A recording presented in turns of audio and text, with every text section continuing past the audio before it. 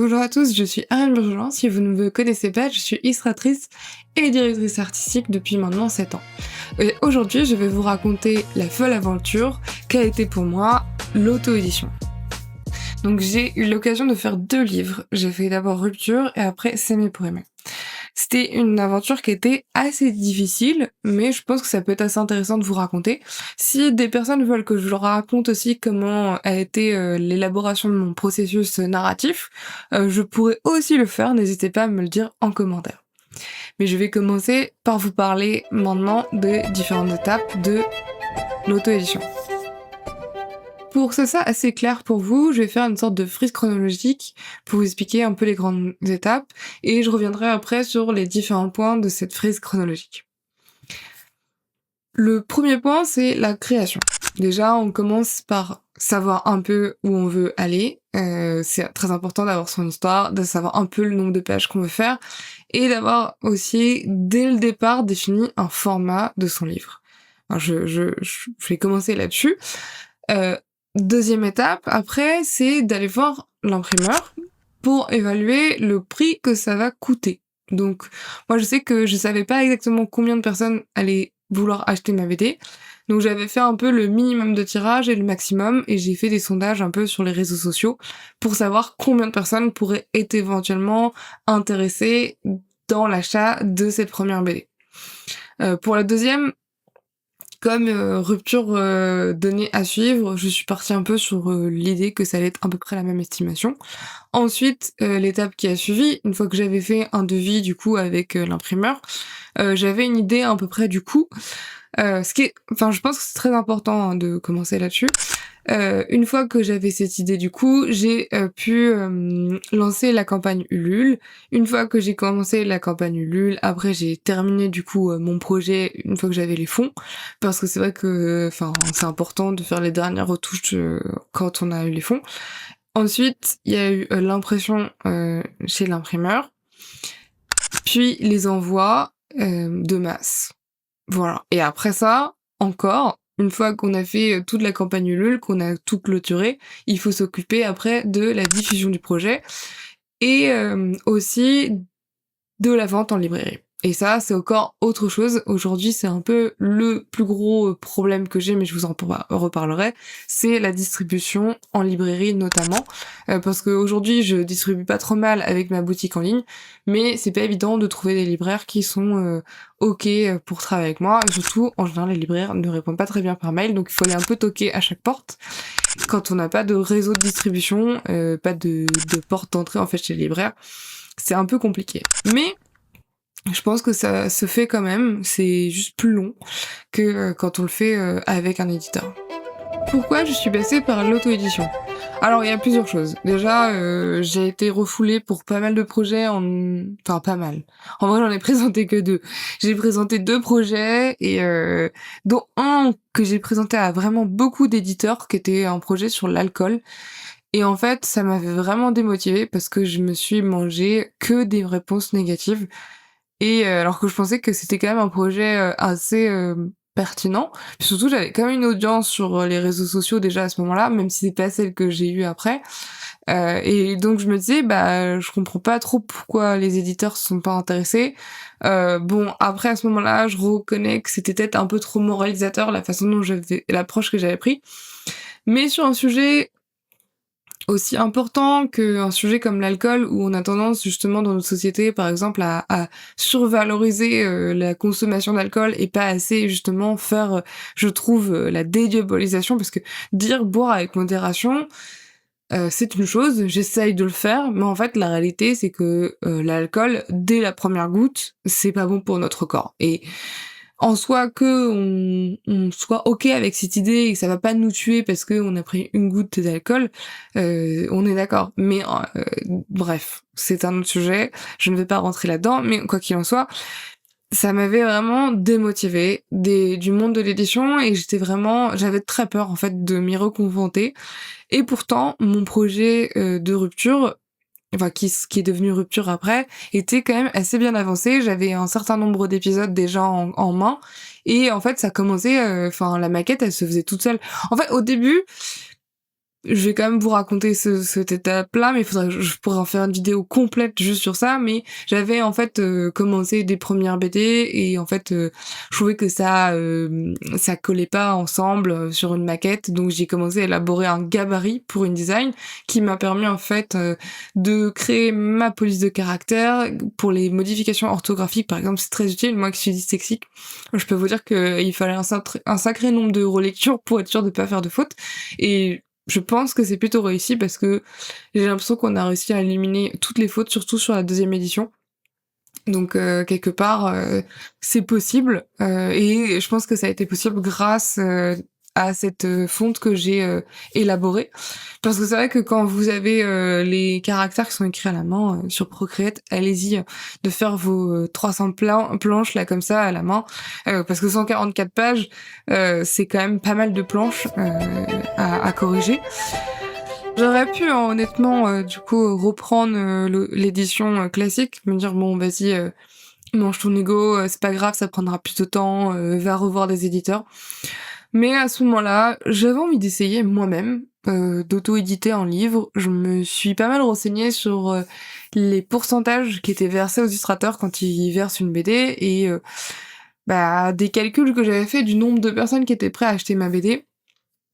C'est vrai que je me disais ça va pas faire beaucoup de sous par mois quoi et quand je parle avec des illustrateurs qui sont publiés dans des maisons d'édition, souvent ils me disent moi je compte pas sur ça pour vivre pour l'instant, hein, je te le dis et quand j'en parle, c'est pas quand ils disent ça, c'est pas même pas pour l'instant, c'est pour les 10 prochaines années quoi.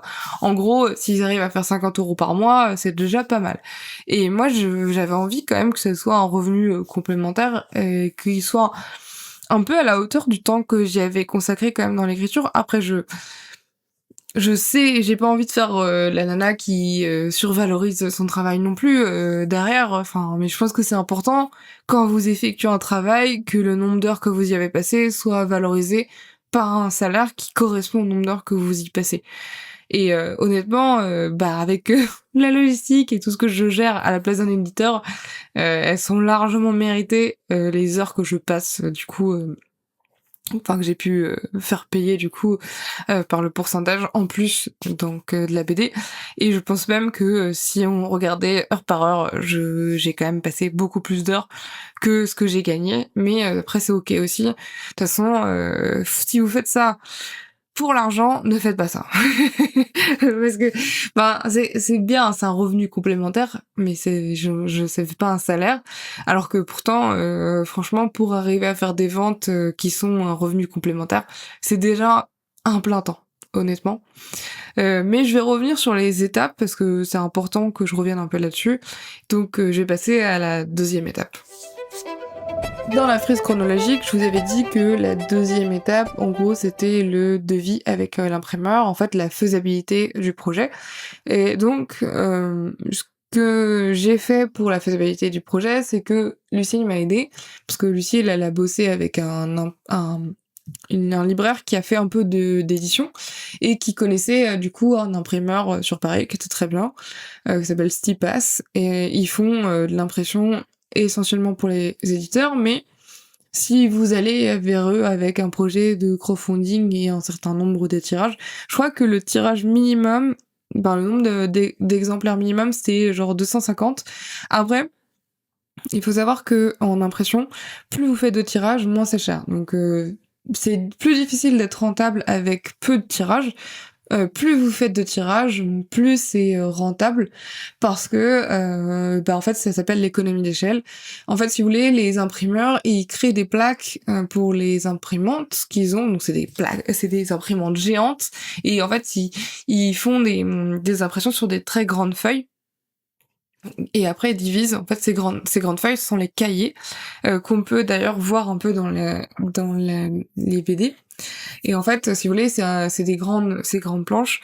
Après, ils les redécoupent, ils les cousent ensemble, voilà. Et donc, dans cette étape de faisabilité du projet, j'ai fait une estimation de est-ce que je me lance du coup à faire un crowdfunding pour demander quelle quantité. Ça, c'était très dur à estimer parce que du coup, il fallait faire un peu plus que le nombre de votes que j'avais eu sur Insta et en même temps, pas non plus oublier que les gens peuvent dire qu'ils ont envie, mais en fait finalement changer d'avis. Donc j'avais demandé si les gens seraient prêts à acheter ma BD à tel prix. Au final, on a fait un peu plus cher que le prix que j'avais demandé en sondage. Et je l'ai fait à un nombre qui était, je crois, le double de ce que j'avais estimé sur le sondage, parce que je me suis dit bon, en fait, là, c'est une réponse sur une journée. Il faut se dire que mon audience potentielle, elle va plutôt voir ça sur 2 mois. Donc, ça fait potentiellement des nouvelles personnes qui peuvent voir ça un peu tous les jours. Et donc, les sondages, quand on fait sur les stories, les gens qui voient les stories sont pas les mêmes, souvent d'une journée à l'autre. Et donc, c'était pas un mauvais calcul, parce que je crois que j'avais demandé, et j'avais eu 250 réponses. Et au final, on en avait fait 500 sur la première. On en a fait moins sur la deuxième, mais ça, c'est autre chose, c'est des erreurs, je pense. Je pense que sur la deuxième campagne Ulule, déjà, c'était un peu trop rapproché par rapport à la première, et je pense que dans la première, comme j'ai fait pas mal de bêtises, peut-être que ça a un peu refroidi des gens aussi sur la deuxième. Mais bon, il y avait quand même des personnes dans la deuxième, assez pour faire un deuxième crowdfunding. Voilà.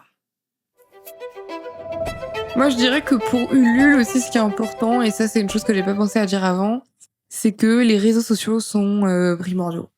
Moi, je vous conseille pas de faire un livre en auto-édition si vous avez pas un niveau d'engagement. Ça veut pas dire que vous avez besoin forcément d'avoir beaucoup de followers, mais il faut que vous ayez une communauté qui est assez engagée dans vos projets. Donc c'est pour ça que je dis que les sondages, c'est pas mal. Genre par exemple, si vous avez, 4000 personnes, vous êtes 4000 abonnés, et qu'il y en a 2500 qui regardent vos stories, en fait, déjà, c'est pas pareil que comme moi. Moi, des fois, j'ai que 150 personnes qui voient mes stories, donc honnêtement, au final, mon niveau d'engagement, il est assez faible par rapport au nombre d'abonnés que j'ai. Pourquoi? Je ne sais pas. Ça, c'est un vrai mystère. Genre, je remarque que, genre, mon contenu est faiblement diffusé au final. Après, peut-être la qualité de mon contenu, hein, c'est pas forcément... je dis pas forcément que c'est l'algo. Mais voilà, sachez que c'est important aussi ça d'avoir un bon niveau d'engagement, et c'est des notions un peu de marketing, parce que c'est ça qui va un peu déterminer la réussite ou pas de votre campagne Ulule. Moi, je vous conseille pas de partir sans avoir un minimum d'assurance, d'avoir des gens qui vont vous aider pour la faire. Par exemple, si vous n'avez pas du tout de communauté sur les réseaux sociaux, je vous conseille d'avoir au moins une centaine de proches, par exemple, et vous qui vous diront oui avant de lancer le truc. Sachant qu'après, vous aurez encore 2 mois pour diffuser le projet. Bon, après, si vous n'êtes pas sur les réseaux sociaux, franchement, ça va être compliqué. Hein. Sur une campagne Ulule, ça se passe quand même en ligne. Mais en tout cas, si vous n'êtes pas, je sais pas, si vous avez pas une grosse communauté sur Insta, ou que vous avez des communautés un peu disparates, et que en cumulé, vous avez une audience importante, mais voilà. Je pense que c'est vraiment des données qui sont vraiment à voir au cas par cas.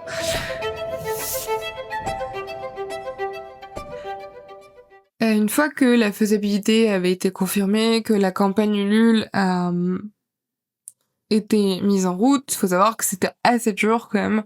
Surtout au niveau du stress, je vivais en permanence avec la peur qu'on n'aille pas au 100%. Surtout que Ulule a eu la bonne idée de nous expliquer qu'il fallait être à 20% avant telle date. Et donc c'était quelque chose qui était assez stressant, parce que on n'y était pas au 20% à la date indiquée par Ulule. Et pourtant, on a réussi la campagne Ulule. Donc je pense que... Mais c'était vraiment du stress jusqu'à ce qu'on ait les 100%. Je crois qu'on avait eu les 100% un peu avant la date limite, genre une semaine ou deux avant, ce qui m'avait vachement réconfortée, parce que je me disais waouh, maintenant c'est que du bonus, et c'est ce qui a permis, je pense, de faire les 700. Et honnêtement, on a eu pas mal de gens qui ont pris aussi un peu à la dernière minute, si ça peut vous rassurer. Donc je dirais, sur cette première étape, la leçon que je peux en tirer juste, c'est que si vous voulez pas être trop stressé, si vous voulez être chill, moi, je vous conseillerais pas de faire ce que j'ai fait, c'est-à-dire de faire une campagne qui risque d'échouer si vous atteignez pas, parce que c'est quand même assez ambitieux. On a réussi, mais sur la deuxième campagne Ulule, ça a été encore plus stressant parce qu'en fait, les gens n'étaient pas prêts à racheter une BD parce qu'ils venaient de le faire sur la première ou parfois même de recevoir la première. Et en fait, je me suis stressée un peu inutilement pour rien. Je pense que si j'avais été plus soft avec moi-même, que j'avais dit il nous faut, je demande déjà rien que le minimum pour qu'on puisse mettre en place ce truc, parce qu'en fait je pense qu'on aurait pu mettre en place avec un montant un peu en dessous de ce que j'avais demandé à la base, mais j'étais tellement j'avais tellement envie que ça se fasse et j'avais tellement peur en fait qu'il y ait des coûts qu'on n'avait pas prévus, enfin des imprévus et tout, et que j'ai un peu surestimé ça. Et c'est vrai que je voulais déjà être rentable sur la campagne Ulule, alors qu'en fait la campagne Ulule elle est pas là pour ça, quelque part. Vous êtes pas là pour euh, vous dire en fait c'est pas grave en fait si c'est pas encore rentable pendant la campagne Ulule. Le but c'est que en fait vous ressortiez de ce projet avec assez d'exemplaires pour en vendre sur un certain nombre de temps. Moi je vous conseille par contre de faire un certain nombre, enfin autant de tirages que possible. Parce que même si sur la campagne Ulule vous en demandez moins que ce que vous allez pouvoir imprimer, je pense que le fait d'avoir un certain nombre de tirages, c'est comme je vous dis, c'est l'économie d'échelle, ça vous permet de réduire vos coûts de production. Et je pense qu'il faut pas être à un coût de production trop élevé, parce qu'en fait sinon après vous allez galérer avec les libraires, parce que les libraires ils prennent 30 à 40% du prix du livre. Donc la réduction elle se fait pas en fonction des coûts de production. Un libraire il s'en fiche. Si vous avez si votre livre vous le vendez à 22 € et que il vous a coûté 20 € de coût de production par livre, le libraire il va quand même vous demander 14 € sur le prix du livre. C'est comme ça. Donc c'est votre problème en fait. Donc je vous déconseille très fortement, si vous voulez travailler avec des libraires, d'avoir des coûts de production qui ne prennent pas ce niveau de pourcentage en compte, sachant qu'en plus vous allez avoir des problèmes, parce que moi j'en ai eu, vous allez avoir des colis qui n'arrivent pas, des gens qui sont pas contents parce qu'ils ont pas reçu leur colis, des gens aussi qui ne vont pas chercher leur colis et vous font croire qu'ils sont allés chercher. Il y a des fois où vous pouvez investiguer, vous avez la patience. Sur la deuxième campagne, j'ai été un peu plus capable d'investiguer et j'ai eu la patience de bien vérifier. Mais sur la première, je n'ai pas eu cette patience, je n'ai pas eu cette possibilité-là. Surtout, je suis passée, mais j'en parlerai après, par un autre prestataire pour les envois. Sur la deuxième, qui était mieux, mais la première, c'était une vraie catastrophe, quoi. Il faut choisir une meilleure gestion du stress que moi. Moi, j'avais très très peur d'échouer. J'avais très très peur, et ça, je veux quand même avertir là-dessus parce que mine de rien. Cette peur d'échouer, elle est quand même un peu angoissante quand vous y êtes. Moi, j'avais très peur en fait qu'il y ait pas, les gens détestent mon projet, que, enfin, ça soit mal écrit, que je sais pas, que ça soit stupide ce que je dis en fait, juste. Et en plus, ce qui était dur, c'est que c'est quand même un projet où je parle vraiment de ma vie, qui est un peu autobiographique. Et du coup, je, je me suis dit putain, si ça se trouve, je suis d'une impudeur avec ma propre vie, mais qui est honteuse. Au final, ça m'a rassurée de voir comment les gens ont réagi, parce qu'au contraire, j'ai plutôt eu des avis genre en mode c'est super, merci d'avoir livré ton témoignage et tout ça. Parce que c'est un témoignage, on peut pas dire grand chose de plus que ça finalement. On peut pas dire waouh quel scénario étrange. Il s'agit de ma propre vie, donc on peut pas trop remettre ça en question. Mais c'est vrai que du coup c'est un peu se mettre à poil, et ça faut que vous ayez conscience de ça avant de commencer. C'est que quand on fait un projet comme ça, potentiellement votre père il va le lire, votre oncle va le lire, votre grand-père va probablement lire votre BD s'il veut vous soutenir, votre sœur, votre collègue de bureau. En fait, si vous voulez que votre projet naisse, il faut le diffuser, donc il faut en parler à un maximum de personnes, et exclure votre réseau personnel et privé, ça va être compliqué, et en même temps, c'est ce qui rend le truc un peu difficile par moment, c'est que du coup, il faut se mettre à poil devant vraiment tout le monde. Et c'est à la fois intéressant, mais c'est vrai que c'est pas évident. Et ça, je vous invite quand même à bien questionner ça. Est-ce que vous êtes prêt à vivre ça vis-à-vis de vos proches? Un autre problème qu'on peut rencontrer, et ça je pense que c'est important d'en parler parce que j'ai déjà discuté avec d'autres personnes qui avaient fait de l'auto-édition, c'est de pas se retrouver à ne pas être rentable. Et en fait je pense que le plus gros risque par rapport au fait de pas être rentable, c'est que je vous ai dit précédemment qu'il fallait pas, peut-être pas pour se protéger émotionnellement, faire trop un truc trop ambitieux sur Ulule, mais je pense qu'il faut aussi pas trop se protéger non plus à l'inverse, parce que si vous voulez être rentable, c'est ce que je disais aussi un peu par rapport à l'économie d'échelle, il faut en faire un minimum de tirages. Et par exemple, j'avais un pote qui m'avait dit qu'il savait pas s'il avait été rentable à la fin de son projet ou pas. Et c'est vrai que si vous ne savez pas si votre projet a été rentable à la fin de votre projet, c'est qu'il n'était pas rentable. Parce que honnêtement, je vais être honnête, je vais être transparente avec vous.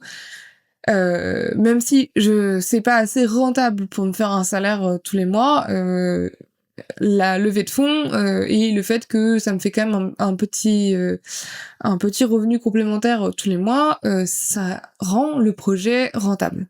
Parce qu'en fait, il y a ce que j'ai gagné pendant la campagne Ulule et ce que j'ai continué de gagner après, qui était encore plus important que pendant la campagne Ulule.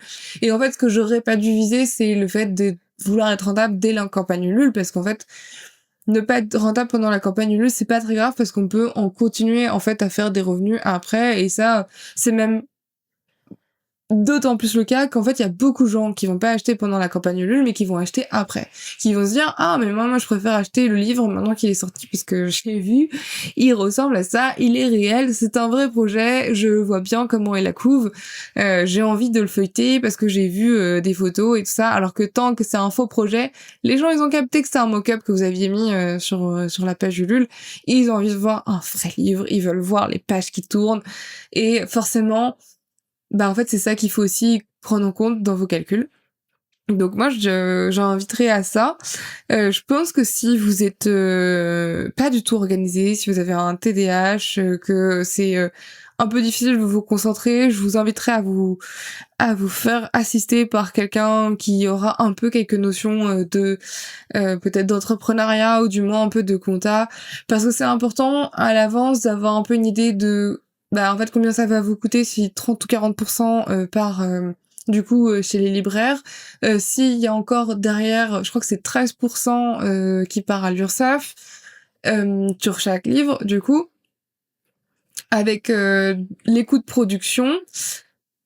Et qu'est-ce que j'oublie? Et puis les aléas, comme je vous disais, les livres perdus, les choses et il vous en faut un peu pour vous, pour vivre. Voilà. Et ça, c'est important d'avoir un peu une idée en fait de ces trois trucs. Donc je redis, parce que je pense que c'est une info très importante et peut-être qu'il y en a qui auront envie que je ressasse.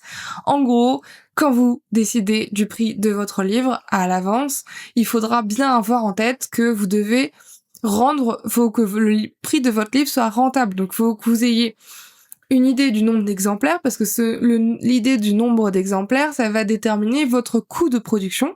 Le coût de production, il est posé par livre. Vous avez après l'URSSAF à payer, et vous aurez après, si vous le vendez en librairie, le pourcentage au libraire. Et si vous le vendez sur des marchés, il faudra pas oublier aussi qu'il va falloir payer votre stand sur les marchés. Donc c'est pas un pourcentage, mais c'est aussi des sous qu'il va vous falloir et qui seront pris sur le prix du livre quelque part. Et ensuite, il faut penser à vous, comment vous vous rémunérez par rapport au temps que vous y avez passé.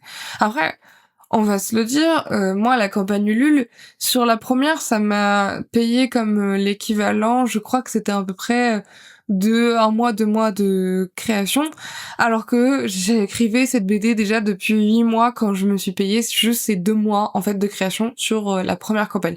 Sur la deuxième campagne Ulule, c'est simple, je ne me suis pas payé le temps de création, j'ai juste payé en gros les premiers livres, et je me suis arrêtée là parce que j'avais pas assez de la campagne pour le faire.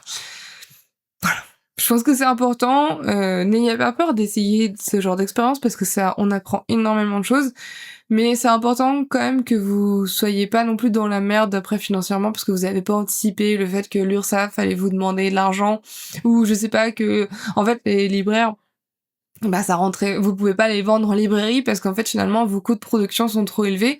C'est important de penser un peu à tout ça avant, et ça c'est pour ça que je ferai un warning et que je répète cette info et que je ne ferai pas de coupure pour vous la mettre en 2 fois. C'est super important de bien chiffrer son projet en amont. Bon, je vous ai bien expliqué les chiffres, comment bien établir les chiffres de votre projet, comment bien calculer votre campagne Ulule par rapport au nombre de tirages, par rapport au nombre de personnes qui peuvent potentiellement s'investir dans votre projet, c'est-à-dire bien calculer votre niveau d'engagement. Et ça, je pense que, enfin, c'est pas forcément à moi qu'il faut demander votre niveau d'engagement, c'est à vous de regarder sur les stats et demander éventuellement à d'autres personnes comment le calculer.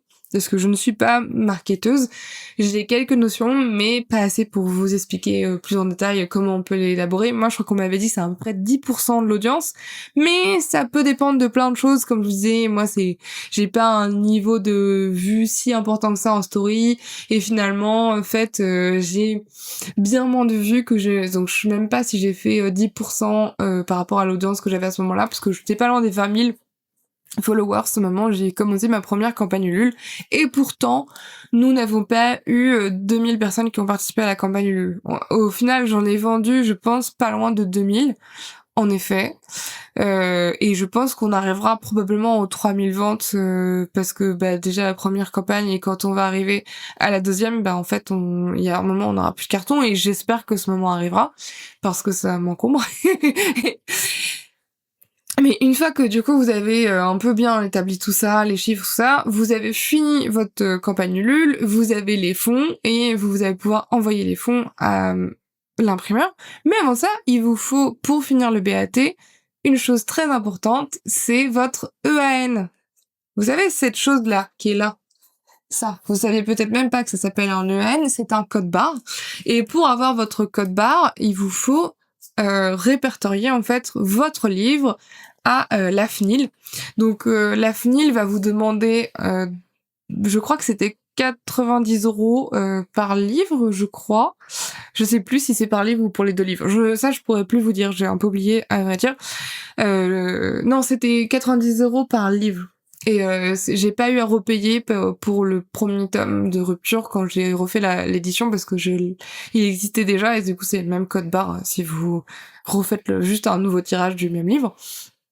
Il me semble, si je ne dis pas de bêtises, je vous laisserai vous renseigner davantage sur la FNIL, mais en gros, il y a quand même un délai, je crois, d'une bonne semaine, donc il faut l'anticiper aussi. Ne pas oublier que ça fait partie des choses qui peuvent changer dans vos délais. C'est une chose dont j'ai pas parlé avant aussi sur votre campagne Ulule. Soyez prévoyants. Ne faites pas l'erreur que j'ai fait. Moi, j'ai mis des délais qui étaient à chaque fois trop proches. La première campagne, j'avais mis un délai, je crois, au mois d'avril, ce qui était irréalisable. Je ne m'en suis pas rendu compte, mais en fait, pour bien finir ma BD tranquille et tout ça, c'était une connerie. En fait, j'ai réussi à la sortir en main propre en avril, parce que j'ai fait mon événement de sortie en avril, mais j'avais pas fait les envois. Donc les envois, j'ai galéré pendant des mois et des mois à faire tous les envois. Donc les gens qui sont venus la chercher en avril, ils l'ont eu assez vite, mais en fait, toutes les personnes qui l'avaient commandé, je savais pas faire des envois de masse comme ça, et en fait, il aurait fallu que je prenne, je pense, bien 2-3 semaines pour juste réfléchir à comment j'allais envoyer tous ces colis. Si vous êtes dans un cas similaire, alors je vous conseille déjà en avance, on rembobine un petit peu, de bien penser vos délais par rapport à la livraison de votre projet. Moi, je vous conseille de vous faire un délai extrêmement raisonnable. Si par exemple vous êtes comme moi, où il vous reste peut-être un épisode à écrire à la fin de votre campagne Ulule, et genre l'intro un peu à revoir, et surtout la correction orthographique, bah moi c'était ça en gros. Sur la maquette il restait que ça. Je vous conseille de vous dire que si vous estimez que c'est en gros une semaine de boulot, enfin voire plus, vous doublez, voire vous triplez. Déjà parce que on sait jamais. Enfin, ça se trouve, vous êtes malade, vous êtes épuisé, comme je l'étais, et genre juste vous allez avoir besoin, déjà prenez une semaine de vacances aussi, prévoyez ce temps-là dans le délai, parce que c'est épuisant une campagne Ulule, et enfin, même si vous avez pas l'impression que vous allez tant vous impliquer que ça, en fait, émotionnellement, ça va vous stresser, parce que vous allez avoir peur de pas atteindre l'objectif. Donc cette peur-là, vous allez vous la traîner quand même pendant 2 mois. Moi, j'ai fait des insomnies de malade à des moments parce que j'avais très très peur de pas réussir ma campagne Ulule.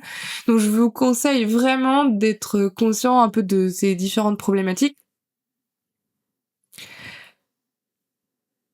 et de vous prévoir vraiment un confort de fou dans le délai et de bien anticiper aussi les envois. Donc là, je vais passer à la partie des envois.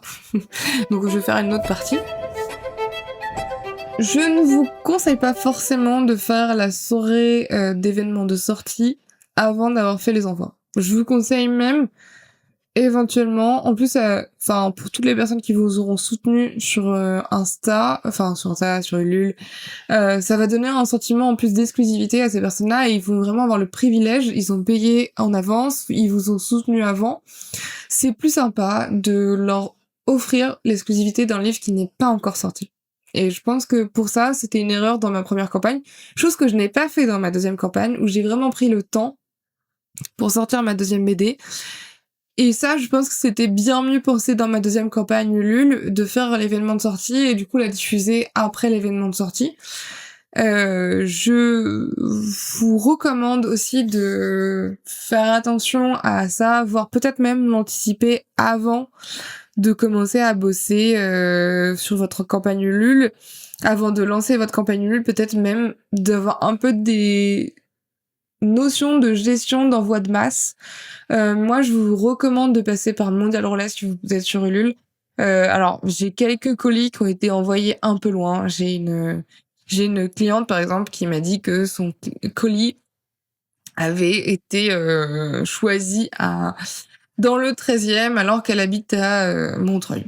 Bon, désolée. Peut-être que des fois, Ulule choisit pas très bien les Mondial Relais, enfin les plus proches. Mais disons que je pense que si vous mettez une adresse, il essaye quand même au maximum de les mettre assez proches.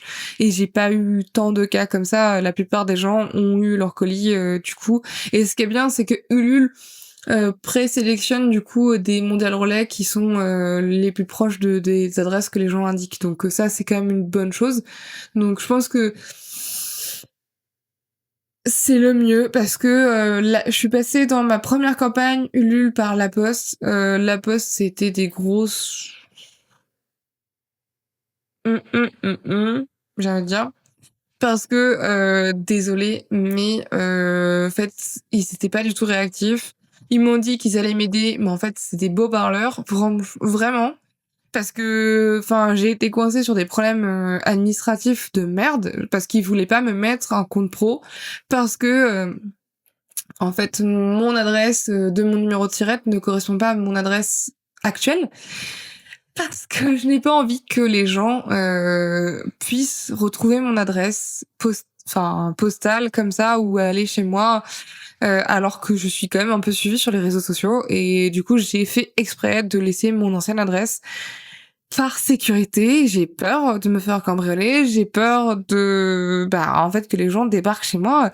Après vous me direz si vous avez commandé une BD il y a des gens qui ont quand même mon expéditeur au dos, je sais pas si je devrais le dire, mais donc en soi il y a peut-être des personnes qui peuvent le faire, mais disons que le fait que ça soit pas actualisé, que ça soit visible que par des gens qui ont acheté mon produit, et je trouve ça plus sécurisant que potentiellement je sais pas, des gens imaginons d'extrême droite qui sont fémino-nazis qui veulent en fait ma peau, je sais pas, je sais n'importe quoi. Voilà, c'est un truc, je veux pas que mon adresse postale soit diffusée sur internet. Bref, j'aurais pu l'arrêter là dans les explications. Et si un jour je sens que j'ai des problèmes, l'avantage c'est que je peux changer d'adresse encore une fois et juste mettre une autre, me choisir une boîte aux lettres. Bref. En plus, sur Mondial Relais, l'avantage, c'est que vous n'êtes pas obligé de mettre votre adresse. Vous avez juste l'adresse du point où vous avez posé vos BD. Et en fait, du coup, sur cette campagne Ulule, personne n'avait mon adresse. Et c'était bien mieux parce que j'ai quand même reçu des courriers de personnes qui m'ont remercié et qui m'ont envoyé des trucs bizarres, honnêtement. Pas méchant, mais je sentais qu'il y avait un mec, notamment, qui m'a envoyé un truc. Je savais pas trop quoi dire, en fait, honnêtement. j'ai trouvé ça un peu intrusif. J'ai pas répondu parce que je préférais pas qu'ils sachent trop, qu'ils voient ça comme un signal positif. J'ai pas mis mon adresse postale au dos des premiers colis pour recevoir des colis, mais juste au cas où vos colis sont perdus. Et c'est vrai que l'avantage avec Mondial Relais, c'est que vous ne mettez pas votre adresse. Et bref, donc si vous avez un bureau, bah c'est quand même mieux pour ça aussi, j'avoue. Ça vous évitera de mettre votre propre adresse. Mais c'est vrai que la Poste, bref, grosse galère, ils ont pas été là. Ça a retardé du coup mes envois parce qu'en fait, ils m'avaient promis un service un peu automatisé où j'aurais juste à mettre mon tableau en gros Excel et ça allait générer des étiquettes. Que nenni, ça m'a pas du tout fait ça. J'ai pu faire ça avec Mondial Relais. Avec Mondial Relais, je n'ai pas eu de problème une fois que j'ai compris comment marchait le tableau. Par contre, je préfère vous prévenir, il faut un peu de temps pour comprendre comment on fait un tableau CSV sur Mondial Relais, mais vous avez un PDF qui vous explique sur internet de Mondial Relais qui dit en fait sur les cases, bref. Quelle ligne correspond à quoi. C'est un peu du chinois au début, il y a des moments où j'étais vraiment prise de tête, mais au moins ça génère toutes les étiquettes d'un coup. Après vous avez juste les imprimer, les coller, et si vous avez pas trop mal fait votre truc, normalement c'est pas trop compliqué. Mais je vais quand même vous donner un truc qu'il faudra anticiper aussi avant, que j'ai pas pensé dans la première campagne Ulule, mais que j'ai plus pensé dans la deuxième campagne Ulule, et je vais vous faire un autre point pour être plus clair. Il y a un point que j'ai pas pensé à évoquer avant, et qui est peut-être aussi important à anticiper quand vous faites votre campagne Ulule, c'est d'anticiper les envois dans la logistique. Moi, je vous conseille pas de faire trop de fiches produits différentes parce que c'est un peu le piège. On a envie que les gens ils se baladent, ils ont envie de faire, de prendre un truc quoi qu'il arrive. Mais en fait, plus vous laissez de choix aux gens, plus ça va être compliqué à envoyer. Je vous explique. En fait, dans ma première campagne Ulule, les gens pouvaient prendre, je sais pas, la BD Rupture, un print, un stickers, et du coup ils ont fait un peu chacun leur petit panier et quasiment, enfin j'avais des différences à chaque fois en fait de commandes qui étaient très très différentes d'une personne à l'autre. En fait, finalement, dans la deuxième campagne Ulule, je me suis bien mieux démerdée que la première, parce que dans la deuxième campagne Ulule, j'avais le pack célibataire, donc c'était une BD. Il y avait le pack, je sais plus, couple libre, couple polyamoureux, enfin, et en fait, chaque pack correspondait précisément à un package, et en fait j'ai envoyé du coup ces packages toujours les mêmes, et du coup j'avais un tas au moment des envois polyamoureux, un tas célibataire, un envoi juste s'aimer pour aimer. En fait c'était beaucoup plus simple. Et après bon bah, alors que dans la première campagne Ulule il y avait des gens qui avaient un peu de ça, un peu de ci, et en fait il valait mieux faire un peu des, si vous voulez, des packages. C'est moins bien pour le client, je reconnais, et même en tant que cliente, moi ça me saoule parfois un peu d'être obligée de pas pouvoir faire ma petite liste de courses. Mais en fait, la liste de courses, si vous avez beaucoup d'envois à faire, ça va être un enfer, surtout qu'en fait, c'est pas genre des envois différés dans le temps comme on peut avoir sur une boutique. C'est que là, vous allez devoir envoyer en 2 ou 3 semaines pas loin de 500 colis. Enfin, si vous en êtes au niveau que j'ai fait, après peut-être que vous ferez moins. Si vous faites, vous avez un enjeu moins important, peut-être pas. Mais faites attention quand même, hein, parce qu'on peut aussi être surpris du nombre de personnes qui peuvent participer à notre campagne Ulule. C'est positif, et en même temps, on peut se laisser un peu déborder. Moi, sur la première campagne Ulule, je ne m'attendais pas, j'étais un peu victime du succès de ma BD Rupture, où j'ai été un peu débordée en fait au niveau logistique, et j'étais complètement paumée. Je pense que si je peux vous donner ce conseil-là, c'est de vraiment bien anticiper à chaque fois comment vous allez faire une fois que la campagne Ulule elle est terminée.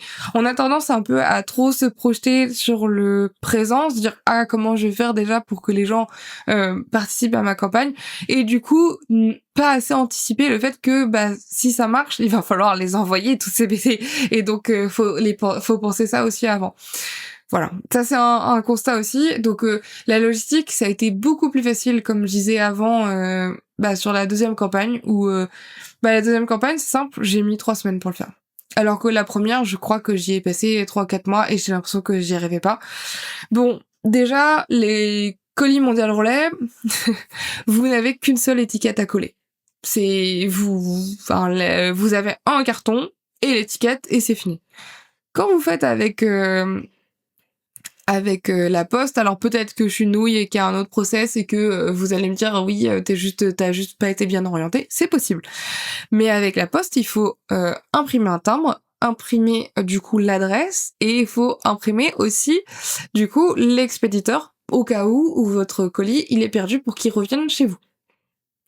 Ça fait 3 trucs à coller sur l'enveloppe, c'est con. Hein. Mais en fait, plus vous avez d'actions à faire à la chaîne, plus vous vous rajoutez du temps de travail et donc d'exécution et donc c'est con. Mais en fait, si imaginez une tâche que vous avez à faire 500 fois, si vous la triplez, ça change tout. Alors que si vous avez, à l'inverse, vous avez qu'une seule truc à coller sur l'enveloppe, ça va vite en fait. Vous pouvez faire des tas et tout. Donc, en fait, tout ça a fait que la deuxième campagne Ulule a été beaucoup plus simple. Et c'est dommage parce qu'en fait, finalement, les gens avaient moins confiance sur la deuxième campagne Ulule, alors que j'ai l'impression que j'avais pris énormément de maturité par rapport à la première campagne et d'expérience et j'étais déçue en fait à la fin de ma deuxième campagne Ulule, surtout que j'ai quand même eu un peu de retard en fait sur l'impression parce qu'en fait là c'était pas ma faute, c'est l'imprimeur. Cette fois-ci c'était moi j'ai été dans les temps et j'ai réussi à envoyer assez vite et honnêtement j'ai pas trop reçu de messages de personnes impatientes cette année, donc je pense que finalement c'est pas si grave le délai de retard. J'ai eu quelques personnes qui ont pas reçu leur BD parce que ils étaient pas allés la chercher ou parce que il y a eu des petits soucis. Quand j'ai vu que c'était de ma faute, que je m'étais trompée, j'ai pris à ma charge. Quand j'ai vu que c'était la BD sur le suivi, elle avait été au point relais et que les gens étaient juste pas allés la chercher, je suis désolée, mais je veux bien vous la renvoyer et c'est déjà sympa de la renvoyer, mais c'est normal que vous payiez une deuxième fois les frais d'envoi. Il y a des gens qui ont rediscuté, qui étaient pas super contents de repayer des frais d'envoi. Je suis désolée, mais en fait, il y a des gens d'autres entreprises. Là, j'ai vu Justine Lossa, elle s'est pas embêtée. Les t-shirts, quand ils reviennent chez elle, parce que les gens ne sont pas allés les chercher, elle les remet sur sa boutique et elle les revend. Moi, je vous ai donné des délais, les personnes, par rapport au SAV. J'ai aussi donné un délai de date limite pour les SAV parce que je voulais bien arranger les personnes qui éventuellement avaient pas pu aller chercher leur bébé ou les personnes qui avaient eu des problèmes. Parce que voilà, c'est vrai que j'ai envoyé dans l'été, il y a des gens qui sont partis en vacances et je suis désolée que ce soit pas la meilleure période pour vous. Et j'ai essayé d'être vraiment conciliante.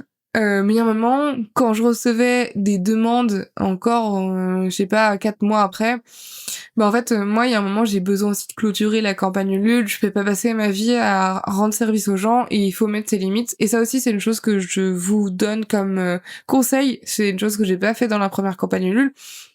C'est définir dès le départ quelles seront vos limites, qu'est-ce que vous allez accepter, qu'est-ce que vous allez pas accepter, qu'est-ce que vous mettez en place, justement, comme je vous disais, pour ces SAV.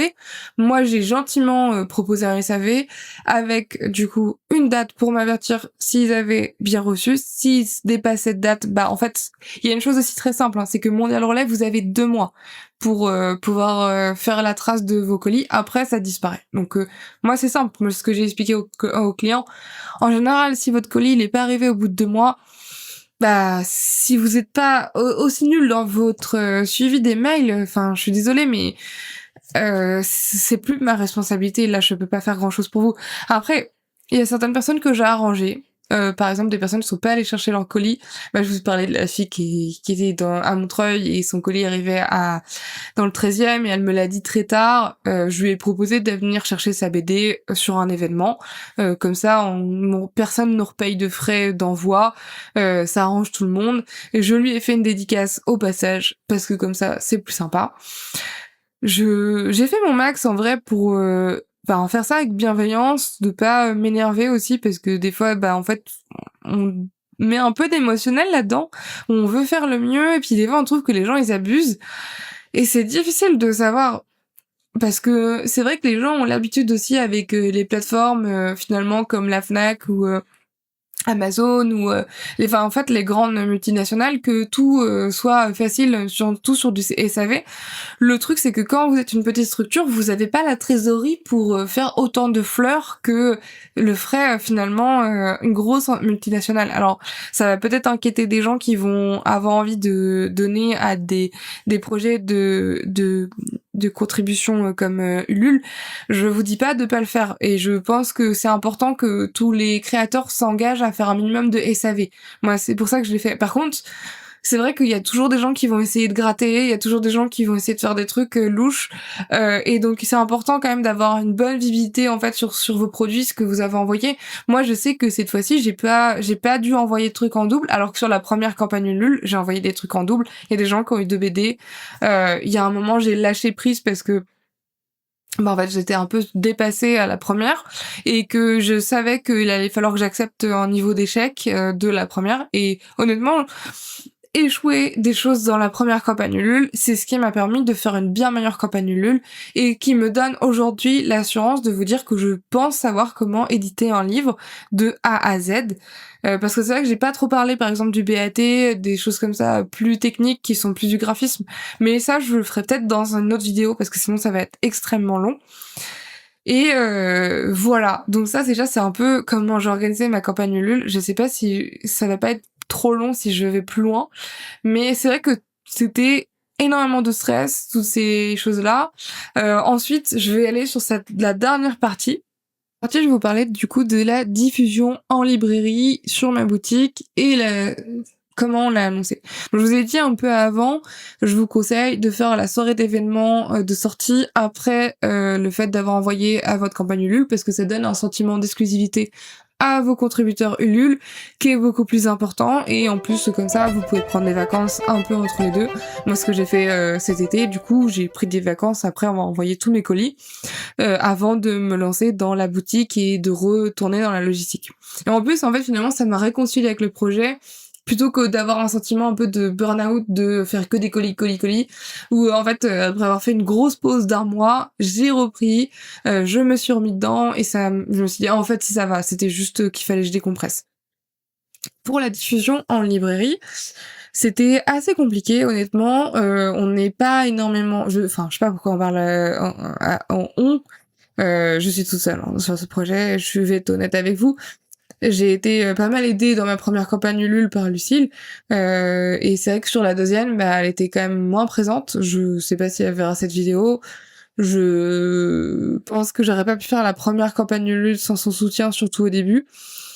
Et elle m'a aidée un peu dans l'envoi des premiers colis, mais honnêtement, sur la deuxième campagne Ulule, et puis même elle m'a aidé à trouver l'imprimeur, mais sur la deuxième campagne Ulule, j'ai vraiment tout fait toute seule, et je pense que si demain j'en refais une, je prendrai pas l'idée que j'aurai de l'aide. Il faut mieux faire ça tout seul de A à Z que en fait finalement de compter sur d'autres personnes.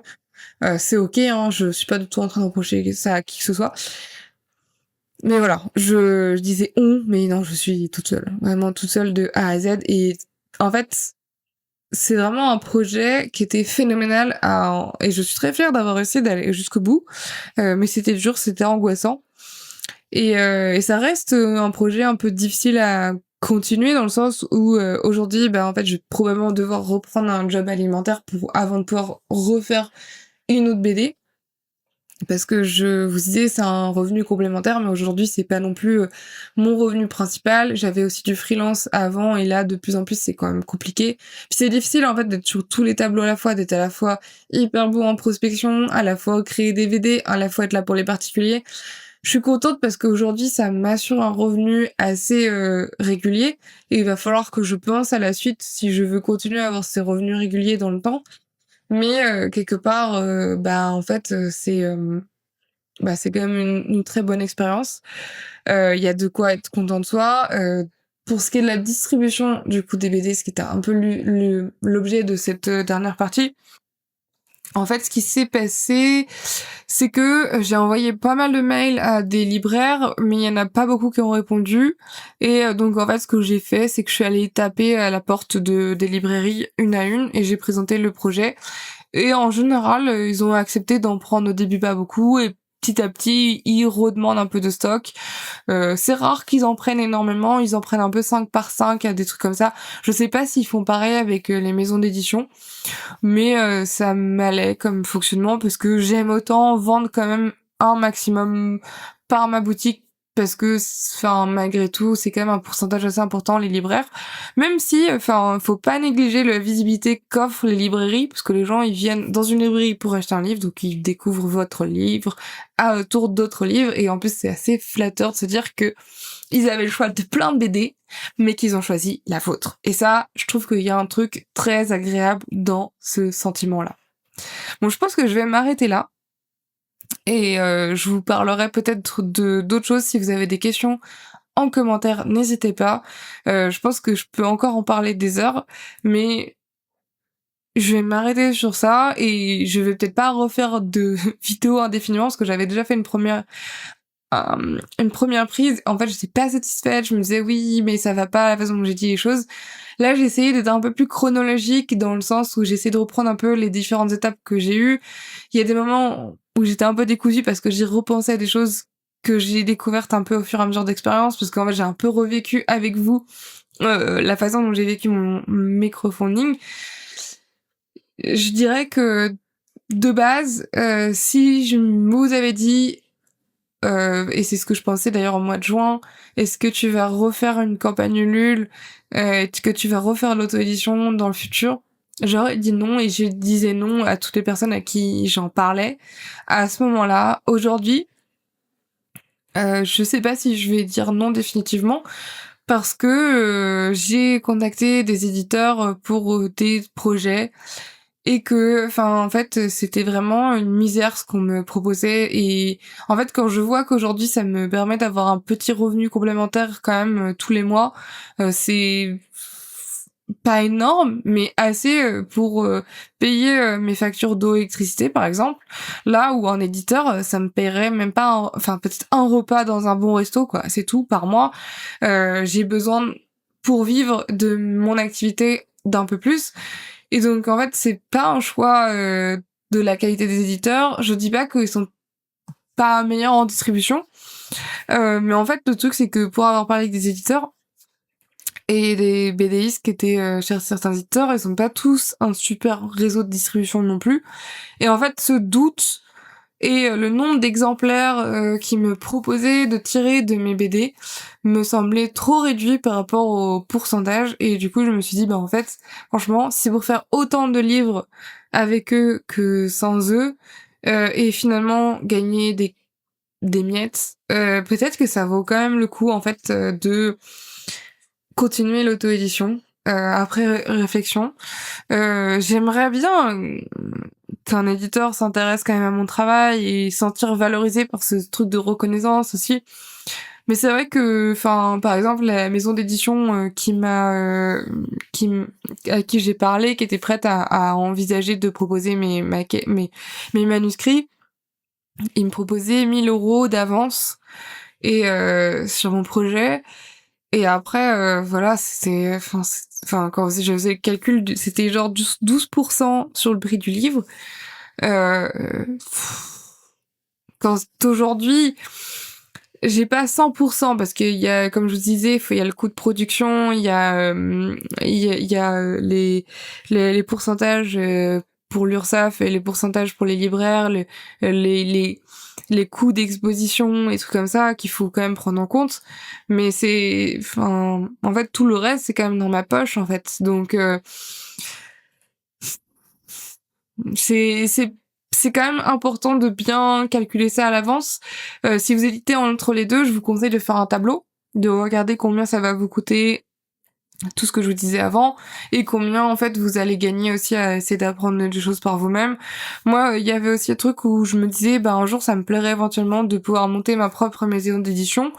de se connaître un peu tous les rouages par l'interne, là où quand on est auteur ou autrice ou illustrateur, bah en fait on n'est pas du tout impliqué dans la création du livre, et donc en fait on sait pas du tout comment on gère toutes ces étapes-là, notamment la logistique, comment vous faites pour faire des envois de masse, comment vous faites, enfin c'est des trucs à la con, mais enfin, bien sûr, vous vous occupez du format, de la création du livre. Quand vous êtes dans une grosse maison d'édition, des fois, vous pouvez même choisir, du coup, si ça va être une couverture rigide ou pas, et quelle va être la taille de votre BD. Mais là, moi, j'ai vraiment carte blanche, et c'est vrai que ça, c'est des choses qui sont à la fois stressantes et intéressantes dans l'élaboration d'un projet. Donc voilà, je vais m'arrêter là parce que ça fait déjà un moment que je tourne et j'ai un peu peur qu'on soit sur une vidéo très longue. Mais merci d'avoir regardé jusqu'au bout si vous êtes arrivé là, et à très vite. Au revoir.